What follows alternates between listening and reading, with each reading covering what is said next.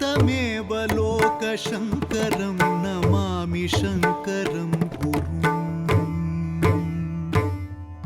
नमामि शङ्करं गुरुं नमामि शङ्करं गुरुं.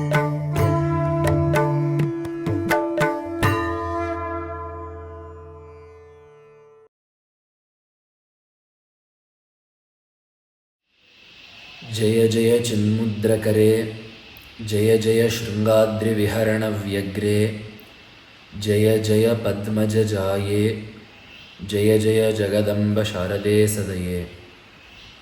सदाशिवसमारम्भां शङ्कराचार्यमध्यमाम् अस्मदाचार्यपर्यन्तां वन्दे गुरुपरम्पराम्.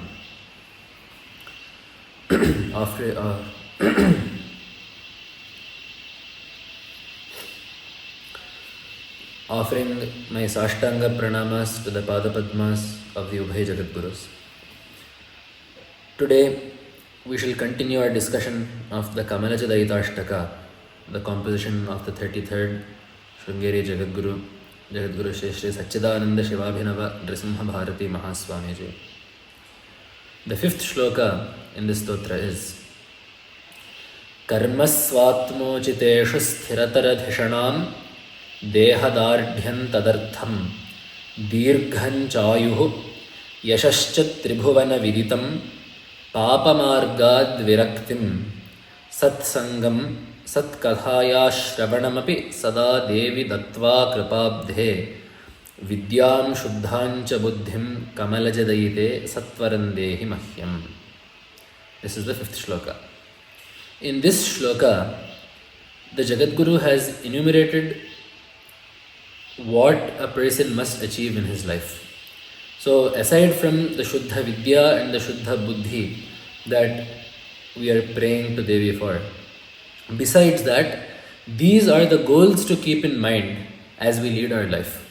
As you seek to structure the decisions you make, as you seek to prioritize what it is that you must achieve, these things are to be prioritized. So what are these? The first is Karma Swatmochitesha Sthirataradhishanam. Sthirataradhishana, a firm resolve towards Atmochiteshu Karmasu, those activities that are proper for you.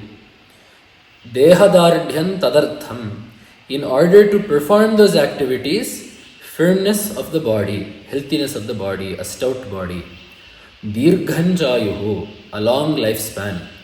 Yashascha tribhuvana viditam, world-renowned fame.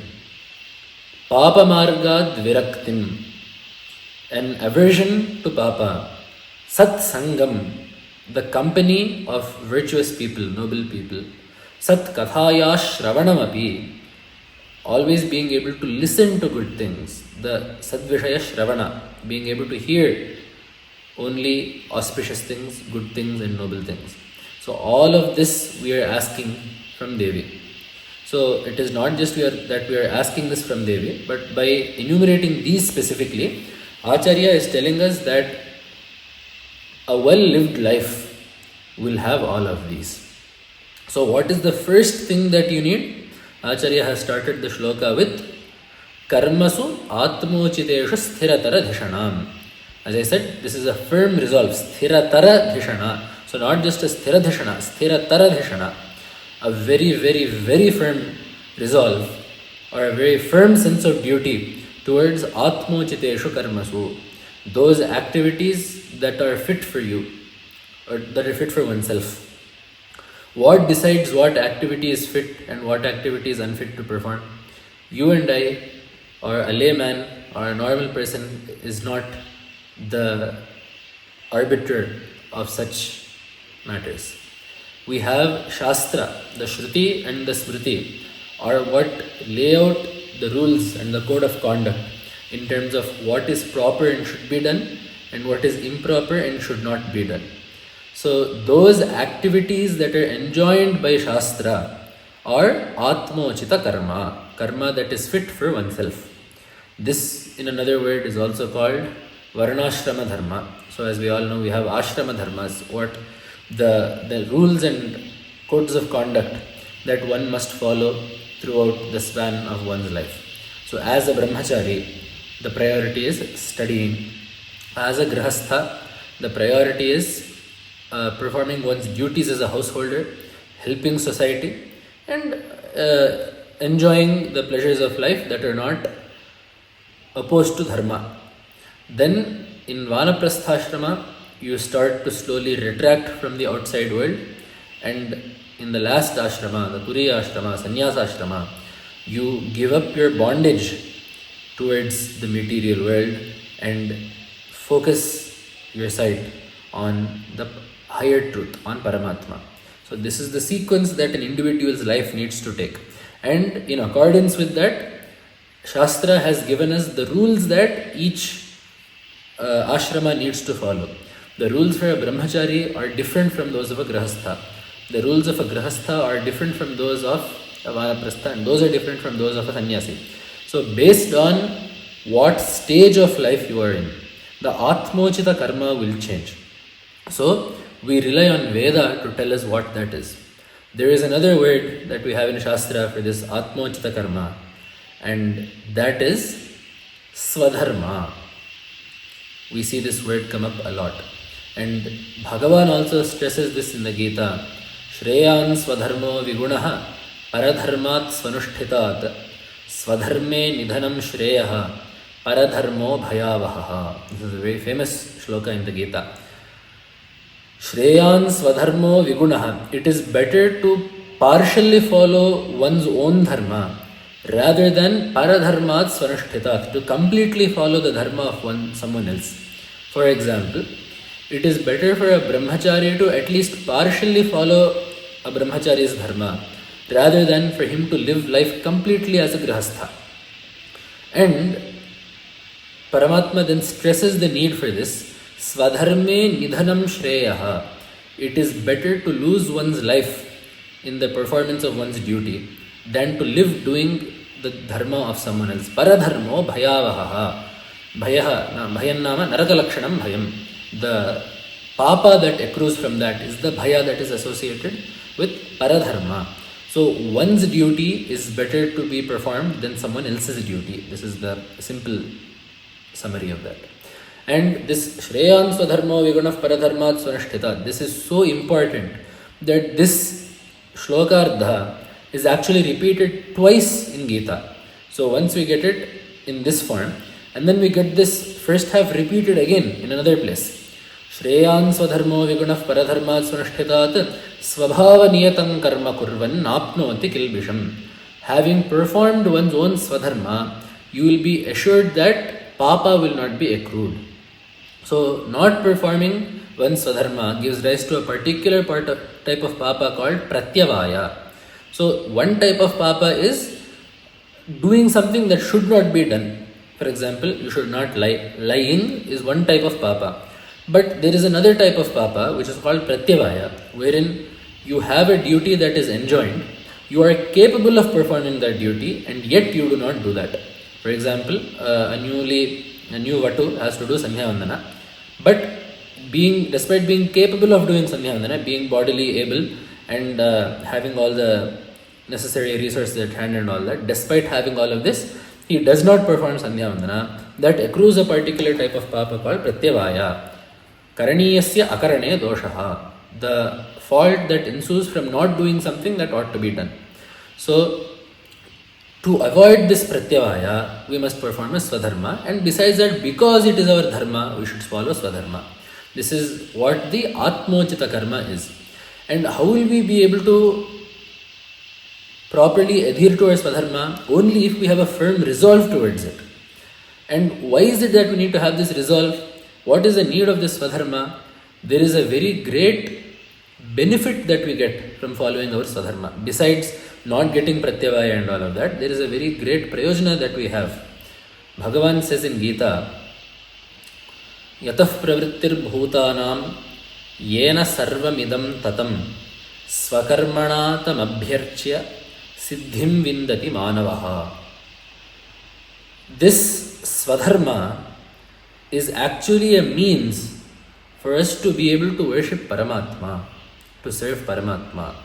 how that Paramatma is exceedingly great. His Mahatmya is exceedingly great. He encompasses everything. So how is it that we can even conceive of him and serve him? That is why, what is the nature of that Paramatma? Yatah pravrittir bhutanam.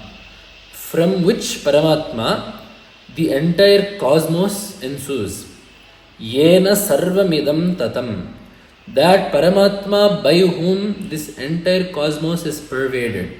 So that is the greatness of Paramatma. This entire universe has sprung forth from him.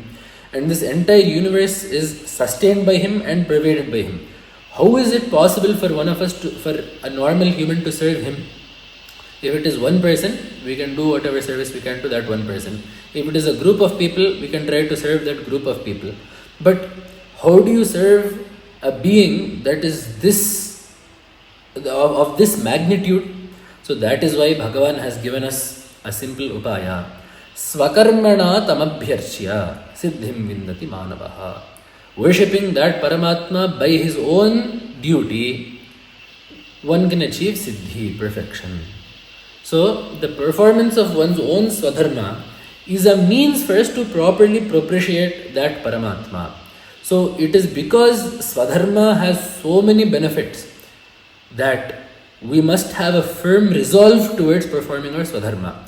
Because even if we have a body and a mind that are capable of performing, even if we are in a proper environment, we will not do anything unless that shraddha is there towards our dharma. And it is the duty of parents, first and foremost, to inculcate that dridhatara, sthiratara dhishana, to inculcate that sthiratara dhishana in their children. Many people complain that we have performed the upanayana of a child, they are not doing upanayana, or we are trying to raise them with respect for Sanatana Dharma, they are not having respect. You must raise, it is the duty of the parents to raise the child in such a way that they have that sthiratara dhishana towards their swadharma. So that is the first thing, first and foremost, that is what Acharya is praying for, because without this, nothing else happens. Now, even if we have this resolve towards dharma, sometimes if our body does not cooperate, this is in vain, because if the body cannot do what needs to be done, even if you have the resolve, there is no prayojana with that. So that is why the next thing that Acharya is asking for is Dehadardhyan tadartham karma atmojita karmartham. So that I may fulfill my swadharma, I seek Dehadardhya, firmness of the body, a stout body. There is no need to build a body or to strengthen a body so that others can be tormented, or just for the looks of it, or for other purposes. The purpose of a firm and strong and healthy and hale body is that one's swadharma may be faithfully performed. And then it is not enough if you just have the resolve and a strong body. You need to be able to follow your swadharma for a long period of time, because the performance of karma, as we have discussed earlier, is to bring about Chittashuddi, purity of mind. That is not something that ensues, or that is not something that comes about in a very short period of time. It requires karma to be practiced faithfully with Shraddha for a long period of time. So that is why Dirghan Chayuhu, we seek a long lifespan so that we may perform dharmic activities, help the world, help society, help our community, and also better ourselves and attain purity of mind. That is why even in Veda we say, Vyashema Devahita Yadayuhu. Our Ayushya needs to be Devahita. It needs to be filled with dharmic activities. So Dirghan Chayuhu, Yashascha Tribhuvana Viditam. We seek fame. What is the need for fame? So this word Yashas is a very particular word. We have another word called Kirti. This is also used for fame. But Kirti means that which is sung, or that which is talked about greatly. The difference between Kirti and Yashas is that Kirti is a general term. Yashas specifically refers to that fame that is earned through dharmic acts.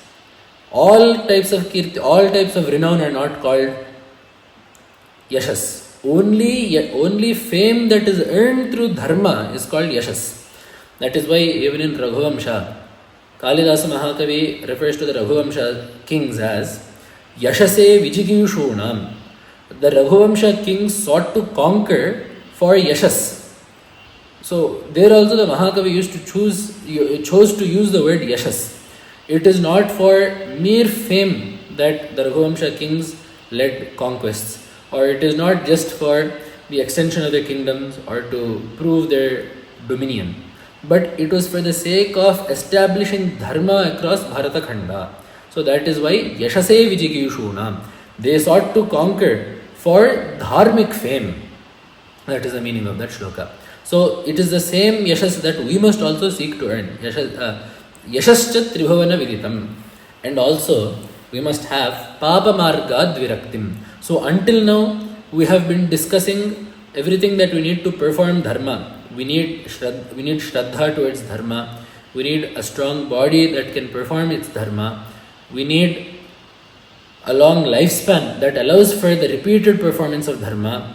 And we want yashas that ensues from performing dharma.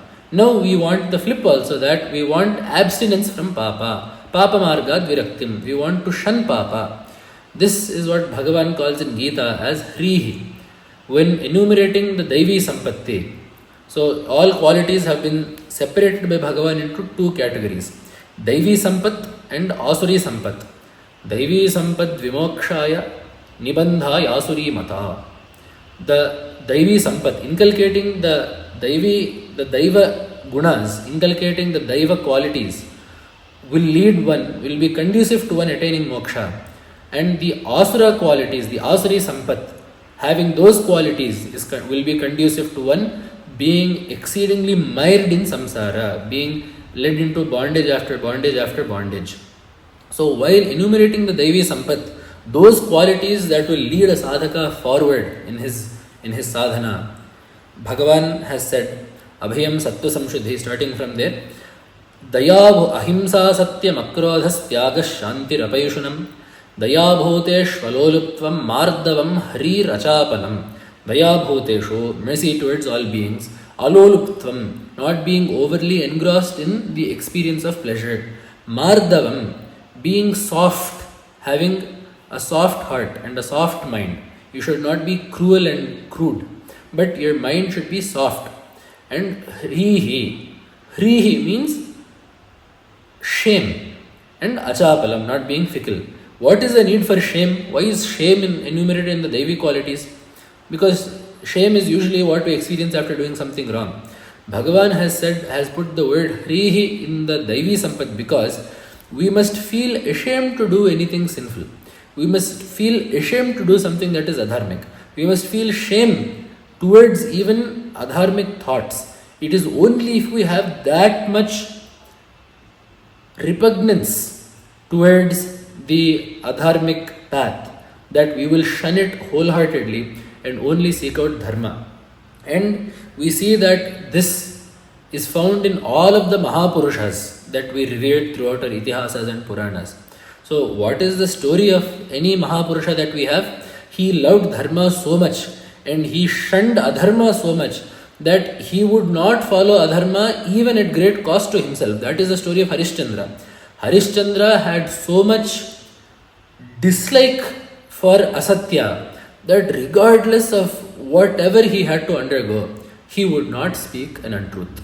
So it is this quality that we see commonly across all Mahapurushas. Arjuna also in Mahabharata. When Arjuna we have to remember in Mahabharata is the Amsha of Nara. So basically Arjuna is not just the son of Indra, but Arjuna is an Amsha of Vishnu.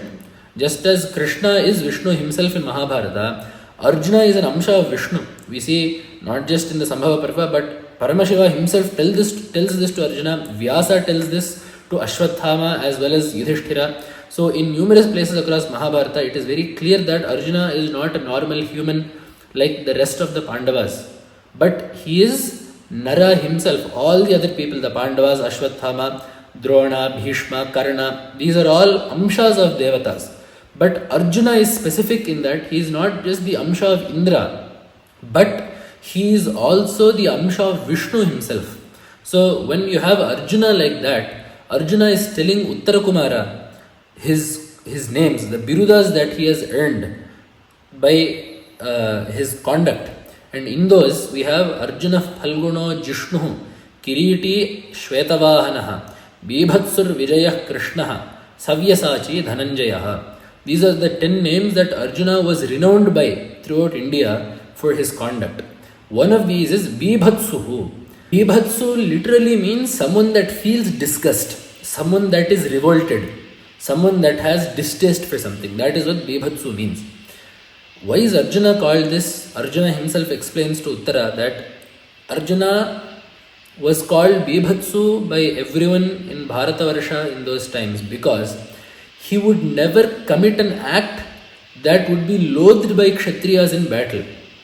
Whatever a Dharmatma would loathe, whatever a Dharmatma would feel distaste for, whatever a Dharmika would feel repugnance for, Arjuna would never perform such an act.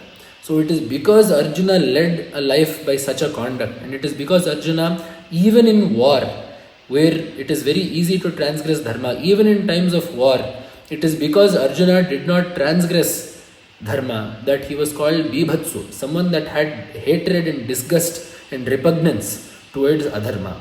So we see that across all the Nayakas of our Itihasas and Puranas, this Papa Margad Virakti, this distaste for Papa is evident. And to finish off, the last two things that Acharya is asking for in this shloka is Satsangam, the company of good people. Because it is well known to all of us that our tendencies are shaped by the company that we keep. That is why if we wish to get a Sadgati, if we wish to earn that Dharma and that Jnana which are only attainable by noble people and virtuous people, we must surround ourselves with such people. That is why Bhagavad Pada also says, Loke Sajjana Sangati Reka Bhavati Bhavarnavatarane Nauka. Satsangatya, the company of Satpurushas, is the only boat that will let us cross this ocean of samsara. And when we are with such Satpurushas, what is it that we should do? We should not drag them down to our level, but we should listen to what they have to tell us. We should listen to the dharmas that they will instruct us on. We should listen to the dharmas that they know, that they have learned throughout the course of their lives. That is Sat Kathaya Shravanam. Hearing only tales and stories of Dharma, hearing only those Leelas of Bhagavan, that is what we must seek to focus our ears on. So Sat Sangam, Sat Kathaya Shravanamapi, Sada Devi Dattva Kripabdhe. We seek that Devi gives us all of this because these are the guidelines, these are the meter sticks for Dharmic life. If we can follow, if we can attain all of these qualities that Acharya has told in this shloka, let's put aside the jnana and moksha and all of that. At least the life that we lead will be dharmic. It will be a virtuous life. It will be a righteous life.